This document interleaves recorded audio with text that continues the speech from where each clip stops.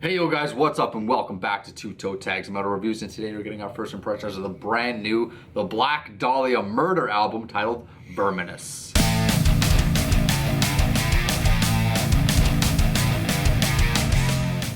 Okay guys, Verminous dropping today. New Black Dahlia Murder. Okay, so we listened to a couple songs. They dropped the title track of the song. We listened to that, thought it was cool. They released a video for Child of Night. We reacted to it, thought it was all right. We didn't love it. Yeah. This is a band that I've been listening to for years. Pretty familiar with their stuff. I have this reserved feeling about them though that a lot of the stuff really just sounds the same. They're a very repetitive band. They're very, they just rinse and repeat a lot of their stuff. So it's really hard for me to get into them and like love them or pick an album that's my favorite because it's just like, I mean, that was kind of the issue with the singles we listened to. Like the title track felt unique for the sound of the band. It was interesting, but Child of Night was just kind of like very run-of-the-mill for them. Yeah. So anyways, with that said, we're hoping that this is gonna change that, repetitious feeling that we have with this band, and maybe something will stand out here and we'll be able to say some positive things when we get back, because we're gonna go listen to Verminous for the first time in its entirety. So stay put. Okay guys, we're back. We just listened to Verminous in its entirety, and I'm gonna start off by saying that this album had me going a bit back and forth on my opinion. It starts off a little weak, gets very strong, and then ends on a bit of a lull. But I'm just gonna say this, tracks 5 through 8 are monsters. These songs were, I was blown away by some of the stuff I was hearing. Specifically track number 5, Sunless Empire. The bounce this song has threw me off from the beginning. It was something that felt fresh, different. I was just like pleasantly surprised that they were doing something that just sounded different to my ears. The tempo in the song was a lot slower, added so much more flavor to this band than I've heard in a long time. But the cherry on top of this song, there's a lot of icing in this song, let me just say. The cherry was the guitar solo, okay? Brendan Ellis is a great guitar player. Everybody knows he's great. I don't even know the other guitar player's name. I know they got 2, but this guy is, on this solo anyway, next level. The solo was so freaking good. We were both like, holy crap. Like, I haven't heard a good solo that good in a long time. Very, very pleased with that. Then you get into the next song, The Leather Apron Scorn. Has this creeping vibe to the riff. Another kind of slow tempo song, has a little bass break in the middle. Just everything, after the bass break, the riff kicks in, then the drums kick in, then the vocals kick in, there's a nice progression there. The solo on this song was alright, some syncopation. I'm not gonna go into every detail of every song, but it was just cool thing after cool thing after cool thing for like 4 tracks in a row, okay? And then, like I said, it kind of dipped off at the end for me. Not that it was bad, just sounded like more typical Black Dahlia. My lowest rated song, let me just say this, was number 2, Godlessly. I had nothing to write for this song. It felt so basic as far as Black Dahlia goes. So just, this is what they do, every song, every album, blah, blah, blah, yada, yada, yada. Every other song, pretty good. That song, flat for me. Maybe it'll grow on me. We'll see. What'd you think? Yeah, you know what? My experience was really, really similar to yours, where at the beginning of the album was okay, I guess, and then when it got to Sunless Empire, it shot straight up and stayed up for a while. The end of the album, okay, first off, there is an interlude right before the last track called A Womb in Dark Chrysalis. It's a really pretty sounding track. Honestly, I really like how it sounds. It's only about 48 seconds long, it's really short. And you said to me before, as this track was coming on, you're like, okay, the only way they would have an interlude like this is if there's a nuke coming afterwards. And that quote-unquote nuke is Dawn of Rats. It didn't, maybe we set ourselves up a little bit much by saying, oh, the nuke's coming, but that song was good. Yeah. It felt very good as a closer. I feel like this is a good song to choose as the ending. Yeah. With how the riffing went. It's the most black metal sounding song on the album. It had a lot of black metal vibes to it with the picking style, the beats, just the vocal range, all that stuff. Very black metal to me. Now, I mean, for me, my highest rated song obviously was Sunless Empire. That song just blew me out of the water, and you know what? I was listening to the song and I mentioned to you, I'm like, this kind of reminds me of Nekrogoblikon. Now, who came first? Whatever, who cares? It's just the sounds I'm hearing, I'm like, hey, this, kind of sounds similar to Nekrogoblikon, which is really interesting to consider.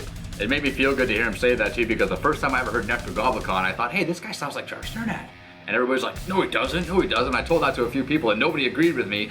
Then all of a sudden, TV officials like, hey, this sounds like Nekrogoblikon. I'm like, yes, somebody. It honestly does. The connection was there. It's the way his voice was, and it's the way the riffing was. Yeah. And it was like that on that song, and the song right after the Leather Apron, Scorn. I felt like I could understand the comparison.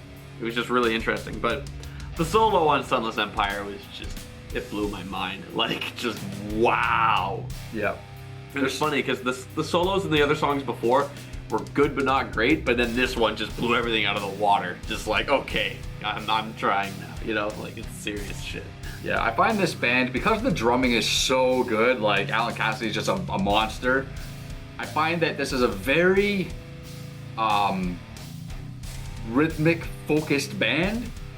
And I found on this album there was a lot of songs where they really let the melody take a front seat. It did. And I was really happy with that. Like song number 7, called How Very Dead, that was one of the ones where I wrote a note like, wow, the melody's really taking a front seat, and I'm really glad it is. Changes up the pace, changes up the feeling, the flavor that you're listening to, doesn't make it sounds, prevents it from sounding just monotonous, which is something we always criticize albums on this channel for doing. So they had, nice chord progression, things like that. I think there's a solo on every song, if I'm not mistaken. I think there might be, actually. Yeah. Most of them were kind of underwhelming, aside from the one in Sunless Empire, and also the last song. Overall, Dawn of Rats had a pretty good solo. Overall, I think the solos are actually pretty good. It's just some were better than others. Yeah, I don't know. I'll have to listen to them again, but none of them really like popped at me. You know what I'm saying? So they are what they are. One more thing I want to add before, although you take the phone a second, I just want to say the Wereworm's Feast, which is a really cool name for a song, by the way. The wereworm, like a werewolf, but a worm. I got to picture that in my head because it looks like a cool thing. But this song was giving me a lot of King Diamond vibes. And it was just the riffing, just the lyrical patterns and stuff like that. I'm not exactly sure, but it's giving my brain these throwbacks to this old King Diamond stuff, which to me is really cool because I like King Diamond. If you guys like King Diamond, maybe you'll hear that stuff too. I don't know, but I thought that was interesting. Some pinch harmonics and stuff in there. Yeah. Yeah, one thing to mention about How Very Dead is I feel like that song is like if this band did a song, in their typical style, but did it really well. Because, a song like Godlessly was also my lowest rated track. It feels like very run-of-the-mill for this band. But How Very Dead is like, okay, we're gonna do our thing, but we're gonna do it and make it feel more flavorful. And the Wereworm's Feast, that bridge riff was awesome but funny to me. Because it was awesome because it sounded cool, but it was funny because it's like 3 notes. We're jumping back and forth between a tritone, and then we'll just go slightly up to that 5th. Yeah. And it's like that's it, but that's all right. But it still sounds really cool, and I liked it. Another thing I noticed, and this is just an observational thing, but the title track, Verminous, track number 1, I felt like the riff from that song sounded a lot like the riff in The Violation from Flesh God Apocalypse. Like just the same progression, maybe some of the same notes, but not that that's a bad thing, but it's always a little bit of a point taken off when I'm listening to a band and it sounds like I hear a riff and I go, oh, that riff's from that other song, right? Well, the King Diamond references wasn't the same. The style is what reminded me of King Diamond. I wasn't hearing the same riffs. This was like, it almost felt like they took the riff from that song and went, we're gonna use it. I mean, maybe they did, maybe they didn't. Maybe I that's don't just think a they did. coincidence. I'm not accusing them of that. But I don't know. It's a little bit of a flag for me. It doesn't that seem a little bit unfair if you're like, well, this sounds like that other song, it's therefore da-da-da. Because then if you were listening to these albums like in reverse order, like let's say you listen to this first and then you listen to that album by Flesh God, you would fault that album because that song had a similar riff to this. Like Yes. I feel like that's a Yes, precisely. I think that's a little unfair. I don't think it's unfair at all. I think it's, and you know what, like I said, I'm not accusing them of stealing somebody's riff. What I'm saying is, they could have. It could have been the case where he listened to that song and he went, that's a really cool riff, I'm gonna play that song, and then it gets ingrained in his head, and then next thing you know, he's writing a riff that's mirroring that first riff. Maybe they did lift You know it. what I mean? I don't know. Like it happens. People do But it. it's not exact. It's not always stealing. I don't want to say it's stealing a riff. It's inspiration, if anything at all. I mean, entirely possible that two guys wrote a similar riff without even knowing it.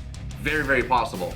But when I hear the similar riffs, it's a tiny bit of a meh to me, right? It's a cool riff, either way. And I'm also not a freaking guitar guru, so I could be completely wrong. But it sounds pretty similar to me. So you guys, if you guys are guitar players or know a lot about guitars, you can listen to the riffs in those songs and let me know if they're even close to the same, because they sound the same to me. Anyways, guys, that's it for this first impressions video. So make sure you comment below and let us know what your first impressions of Verminous are. We're gonna listen to this album as much as we can through the entire week, and we'll be back next week to give you our full and final review of Verminous. That's it for this video, guys. Subscribe if you guys are new to the channel. Check out our Spotify playlist in the description, linked. I'm Vile Self. I'm TV Fish. We'll see you guys on the next video. Keep those heads banging.